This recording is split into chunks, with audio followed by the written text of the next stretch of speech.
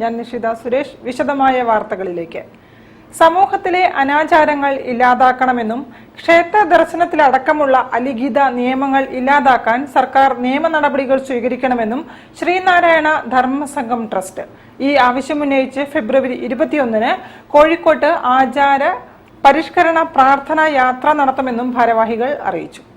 Thiruvithamkoor Devaswom board, അതുപോലെ തന്നെ Kochi Devaswom board, Malabar Devaswom board, ഈ ദേവസ്വം ബോർഡിന്റെ കീഴിലുള്ള ക്ഷേത്രങ്ങളെ സംബന്ധിച്ചിടത്തോളം ഷർട്ട് ഊരിക്കൊണ്ട് ക്ഷേത്രത്തിൽ ദർശനം നടത്തണം എന്നുള്ള അലിഖിതമായ ഒരു അനാചാരം നിലനിൽക്കുകയാണ്.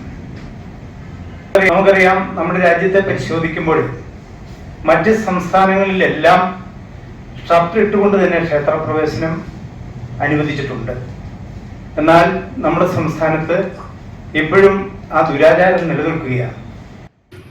ക്ഷേത്ര ദർശനത്തിനായി വരുന്നവരുടെ മേൽവസ്ത്രം ഊരൽ സമ്പ്രദായം അവസാനിപ്പിക്കുക, താന്ത്രിക വിദ്യ പഠിച്ചിട്ടുള്ള എല്ലാ വിഭാഗങ്ങളിൽ നിന്നും അപേക്ഷ സ്വീകരിച്ച് യോഗ്യതാടിസ്ഥാനത്തിൽ ശബരിമല ഉൾപ്പെടെയുള്ള ക്ഷേത്രങ്ങളിൽ പൂജാരിമാരെ നിയമിക്കുക, ദേവസ്വം ബോർഡിന്റെ കീഴിലുള്ള സ്ഥാപനങ്ങളിൽ വരുന്ന ജോലി ഒഴിവുകളിൽ ജനസംഖ്യാനുപാതികമായി സംവരണ നിയമം പാലിച്ച് നിയമനം നടത്തുക തുടങ്ങിയ വിവിധ ആവശ്യങ്ങൾ ഉന്നയിച്ചാണ് ആചാര പരിഷ്കരണ പ്രാർത്ഥനാ യാത്ര നടത്തുന്നത്.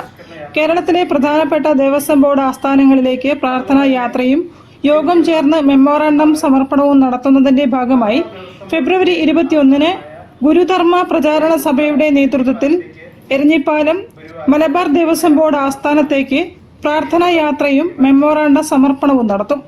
പ്രാർത്ഥനാ യോഗത്തിന് ശ്രീനാരായണ ധർമ്മസംഘം ട്രസ്റ്റ് ശിവഗിരി മഠം പ്രസിഡന്റ് ബ്രഹ്മശ്രീ സച്ചിദാനന്ദ സ്വാമികൾ, ജനറൽ സെക്രട്ടറി ശുഭാംഗാനന്ദ സ്വാമികൾ, ശാരദാനന്ദ സ്വാമികൾ തുടങ്ങിയവർ നേതൃത്വം നൽകും. വാർത്താ സമ്മേളനത്തിൽ ഗുരുധർമ്മ പ്രചരണ സഭ രജിസ്ട്രാർ KT സുകുമാരൻ, യുവജന വിഭാഗം ചെയർമാൻ രാജേഷ് സഹദേവൻ, ജില്ലാ സെക്രട്ടറി PP രാമനാഥൻ എന്നിവർ സംബന്ധിച്ചു. News bureau, Kozhikode. അത്തോളി ഗ്രാമപഞ്ചായത്തിന്റെ നേതൃത്വത്തിൽ ഗിരീഷ്